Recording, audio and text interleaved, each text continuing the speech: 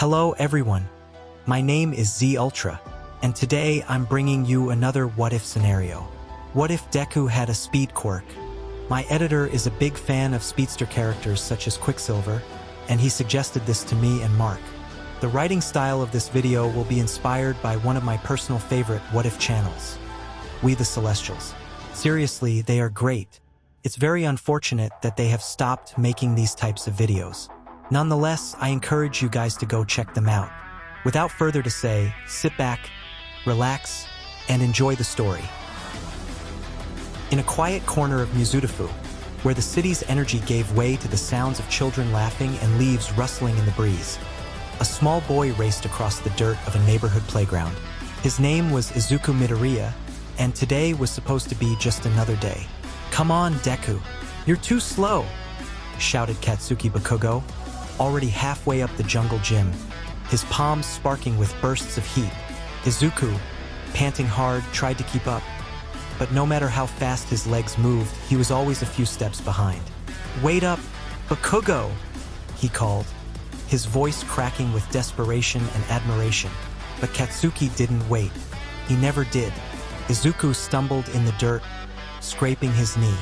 The other boys laughed, not cruelly, just thoughtlessly. Even at 4 years old, they all knew what power looked like. And Izuku, he was the boy with none, or so they thought. That's when it happened. As Katsuki raised his hand for another explosion, a sharp crack sounded behind him. A gust of wind blasted the dust into the air, and Izuku was gone. "What the heck?" one boy stammered. "Where did Deku?" A blur streaked across the playground, kicking up dust and scattering leaves. Then, a few yards away, Izuku reappeared, tumbling to the ground, coughing, eyes wide with shock. What was that?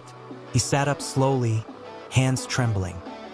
His heart pounded like thunder in his chest, and every muscle felt like it had caught fire, but not from pain, from movement.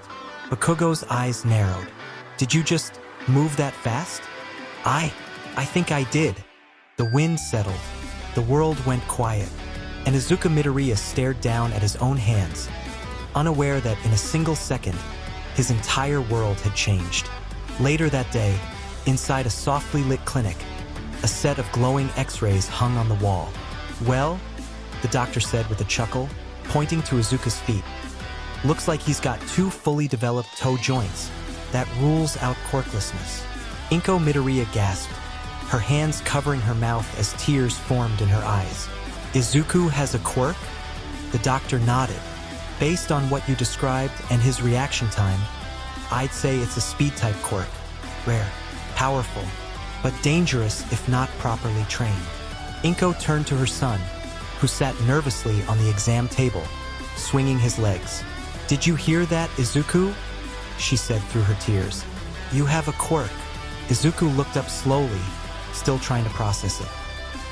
His voice trembled as he whispered, I can be like All Might." His mother smiled, nodding as she hugged him tightly. "Maybe even faster." Quick intermission. If you haven't already, please consider subscribing to the channel.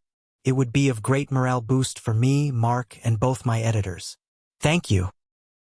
The following week, the quiet backyard behind the Midoriya home became a makeshift training ground. Izuku stood barefoot in the grass, knees bent, breath held. Okay, just like before. He tensed his legs. Crack. He vanished again, only to reappear in a tangled heap against the garden fence. Ow! His elbows were scraped, his clothes torn, but his eyes burned with something new. Determination. "I'll figure it out. I have to. Heroes don't give up." Word spread fast. Kids whispered on the playground, some in awe, some in disbelief. Bakugo watched from the sidelines, fists clenched, lips tight. One afternoon, Izuku stood in the center of the yard, eyes closed, focused.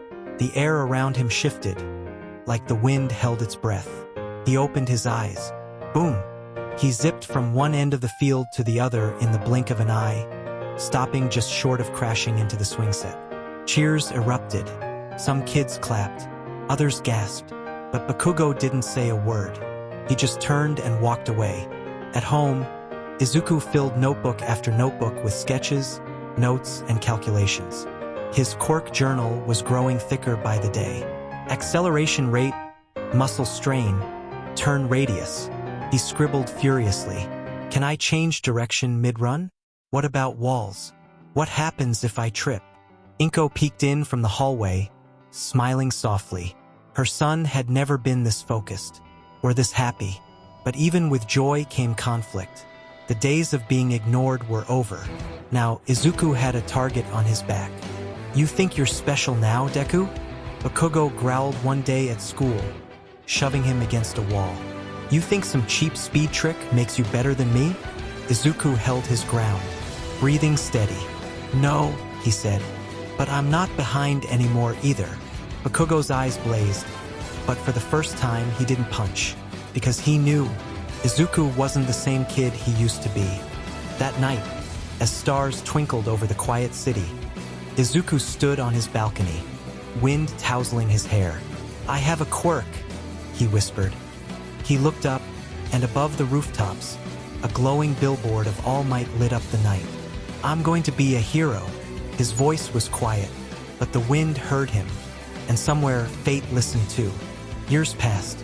Izuku's quirk had grown with him, stronger, faster, but never perfect. And though the sparks of power burned brighter now, the shadow of doubt never truly faded.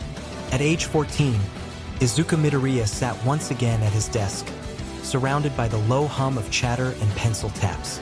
His eyes scanned the career form in front of him, a nervous lump in his throat. UA High, he thought, gripping his pen. It has to be UA. At the front of the classroom, their teacher held up a stack of papers, grinning with mischief. All right, everyone, I've got your career aptitude tests here. He began, then casually tossed the sheets into the air. Now, don't get mad. I know you all want to go into the hero course. The classroom exploded with excitement. Quirks burst out like fireworks. Sparks, water blasts, floating objects, a tail whipping the air. Hey now, no using quirks in class. The teacher laughed, but even he couldn't suppress a smirk. Amid the chaos, a sharp voice cut through the air. Don't lump me in with these extras. Heads turned. Katsuki Bakugo leaned back in his chair, arms behind his head, an arrogant smirk tugging at his lips. I've already got UA in the bag, he sneered. Top scores, top strength. I'm the only one here who's even got a chance. The teacher blinked at his tablet. Well, it does say here that you're applying to UA Bakugo. The class murmured in awe. Someone whistled. Another kid muttered, that school's insanely tough.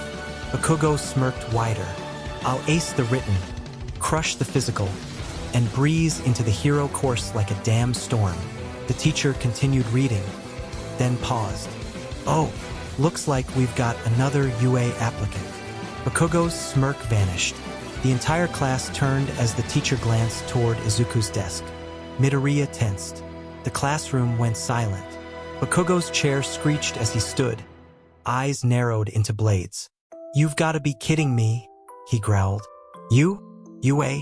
He stomped over, shoving Izuku's notebook off the desk. You still chasing that pipe dream, Deku?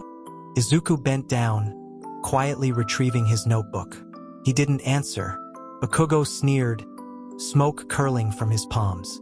You think having some second-rate speed quirk makes you special? UA only takes elites, not fanboys. Izuku's fingers curled tightly around the edges of his notebook, trembling, but steady. I'm not trying to be special, he said, voice soft, but resolute. I just want to be a hero. The class watched in tense silence. No one laughed this time. Bakugo clicked his tongue and walked back to his seat. But as he sat, a single thought echoed in his mind. He's not the same useless Deku from before. And that's the end of part 1. What did you all think? Was the story interesting? How could I and my team improve? Leave critiques and suggestions in the comments below. As always, thanks to Mark Hernandez, writer, Braike, editor-in-chief, and Slight, editor. for working and contributing to the story. Thank you.